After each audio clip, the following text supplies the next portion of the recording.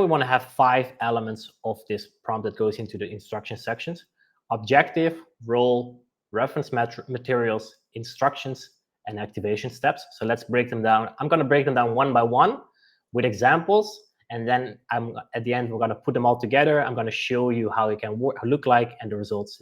So bear with me, because this might be a little bit, okay, what are you doing there? But in the end, I'll tie it together. So work with me here. If you have any questions, just drop them in the chat. So the first thing you want to do with, let me, oh, I see some chats about the screen. Let me know if this works better, guys. This better?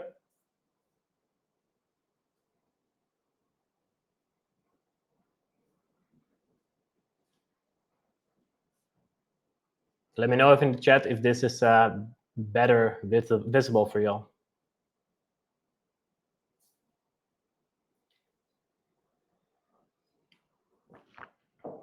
Okay, then I'll just assume that this is better because it's more screen taken up. So the first, thanks.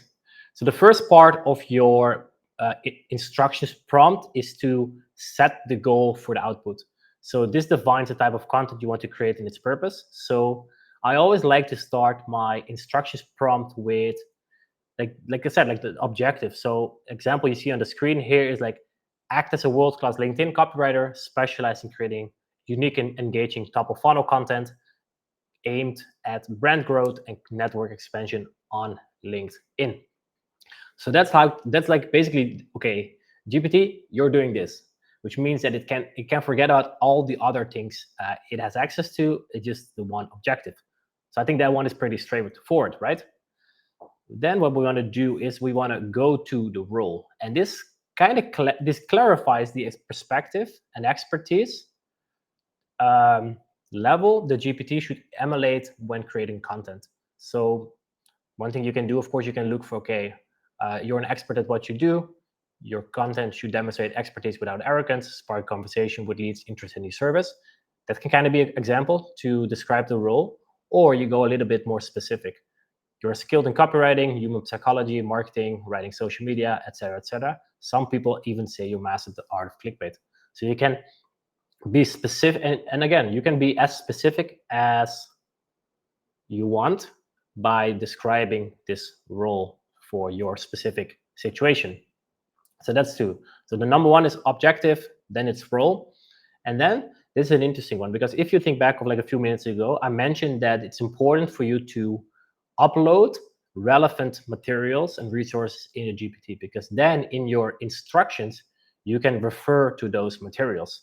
Like we use ChatGPT for like our ghostwriting services. So instead of me just telling the GPT always what this client is about, I have our clients fill out documents that I can use to train the GPT. So you want, again, you want to think through this step as, okay, what are all the materials, all the resources the GPT needs to have access to consistently in order for me to get the output. So in the screen, you see some examples. Ideal client profiles one. The LinkedIn Hook Guide is one. If you stay to the end, I'm going to give away our version of that. And thirdly, the tone of voice GPT builder, because especially in the process of, okay, using ChatGPT to create content that sounds like you, a tone of voice is very important, of course. So again, that's documents that you want to load in and have the GPT refer to. So that's step number 3 of this prompt. Then I would say the big chunk of this is where you're gonna give the GPT specific instructions on how to write content. So there are 6 elements here, or 5 elements, sorry. Develop contextual guidelines. So you say like, hey, generate awareness and educate the audience who might not realize that they have a specific problem or just beginning to realize. If you think back of the beginning, the example I gave was around like, okay, you are a LinkedIn copywriter that writes top of funnel content. Like you have to be specific what type of content you want, because ChatGPT knows every type of content under the sun. And if you're not specific about what context and what guidance you're looking for, it will be generic because you are not giving specific instructions. So yes, this might seem like a bit of like, damn, I need to do a lot of these like configurations. correct at first, but if you understand like how like a prompt is built up, it becomes very easy for you to just reproduce this process.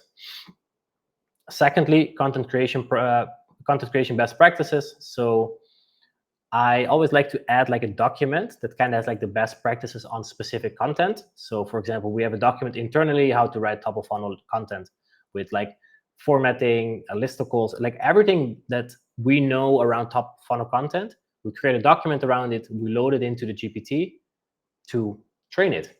And that's how it works. Optimize for engagement. Like hooks is of course always a very hot topic. You want to be specific here. It's like, okay, use a compelling hook of 7 to 10 words. If necessary, add a concise second line. Always use sentence case for the hook, because I don't like title case. I don't know about you guys. Follow the guidelines in the hook guide. Evoke emotions that are relevant to the audience. Avoid emojis and salesy words, just because we don't like that as part of the brand.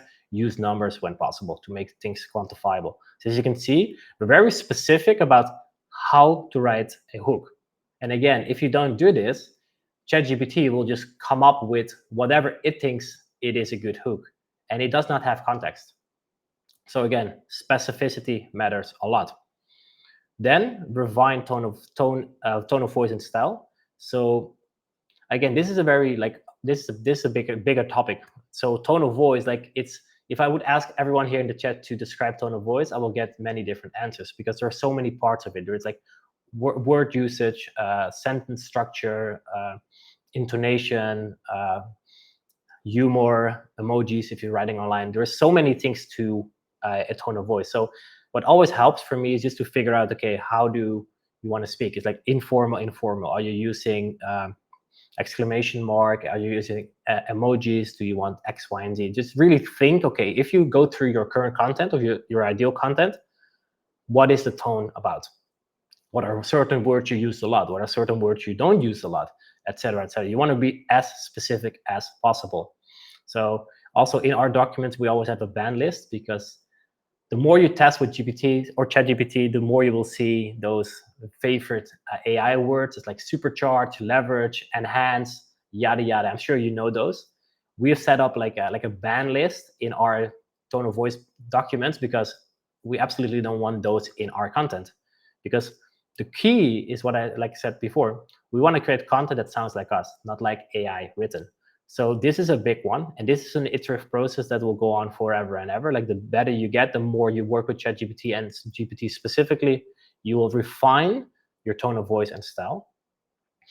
And then in this part, what you also want to do is you want to talk about formatting. So I see one in the chat, yeah, game changer. AI loves that word.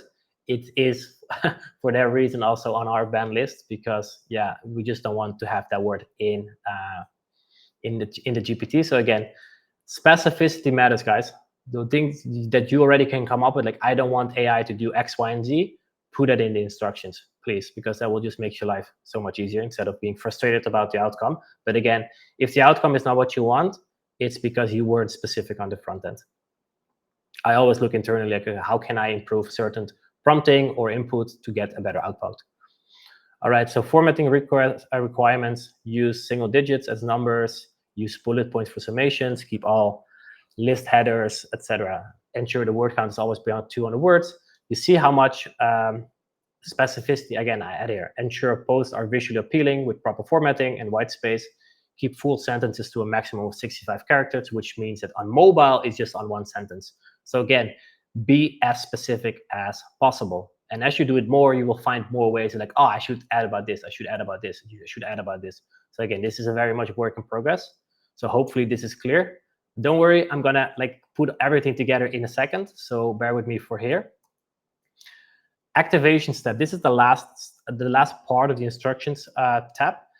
And this one is crucial. This is something that we've tested on many times. We've tested before and after, but adding this specific step, and you can even copy what I've had in the screen here, because this is pretty like default setup. Having this in your script allows you to lead with an idea once the GPT is configured. And perhaps that sounds a little bit cryptic, but if you stick with me in a few moments, I'm going to show a video of how this works in real life. So bear with me. But having this part as activation step in your prompt will just allow you to have the GPT ready, and you can just come to it with an idea, and it will just create content in your specific tone of voice after the configuration. And that's of course like what we're here for, right, today. So to put everything together, this is how you want to structure the prompt that goes into your GPT. Objective, role, reference materials, instructions, and activation steps. So that's it. It might be a lot, but like I said, do it once and then you have it set, and then you can iterate and refine it over time. So not to overwhelm you, but this is how one of our prompts looks like. So as you can see, it's pretty vast. It's pretty dense. Like first I wanted to do in screenshots, but I was like, okay, no one's gonna read it. I don't think you can still read this, but it's a lot, right? It's a lot of like, okay, do this, don't do this, do this, do this. Like, and this is like iterated over time. This is like version 7 or 8 or something, right? Like because the more we test with a prompt, we run it. Okay, this needs to be edited. This needs to be edited. This needs to be edited, and that's how you constantly go on and just change and iterate and improve your instruction set to get to better GPTs, because it's always an iterative process. And then once you have this configured, this is how you work with a setup GPT like this. So let me get up the other screen. I'm gonna write a post.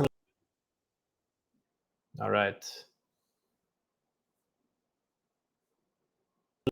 I'm gonna write a post in less than 90 seconds. So let's get started. I press the GPT, click here to start, and then it gives me the instructions on how to get going. So I copy and paste this. As you can see here, this is the activation step that I just mentioned a few seconds ago. Like it allows me as like a user interface. So I can come to the GPT and just drop in the idea.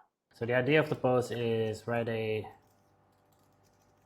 post about the 5 common mistakes agency owners make when posting on LinkedIn, and the content is make it engaging by including relevant let's go make it relevant examples. The 5 common mistakes agency owners make when posting on LinkedIn. LinkedIn can be a game changer. Talking at the audience, not with them. Example. Looking good, ignoring the power of storytelling. Okay. Change 2 things. Remove the call to action at the end. I don't like that with a top of funnel post. And include a personal anecdote in the opening without messing up the post. Let's go. The 5 common mistakes. When I first started posting, I almost made every mistake in the book. It was frustrating to see little knowledge. Here's what I've learned. Talking at the audience, not with them. Example, no assistance, too much self-promoting. Boom, there we have it, less than 90 seconds. Cheers, guys.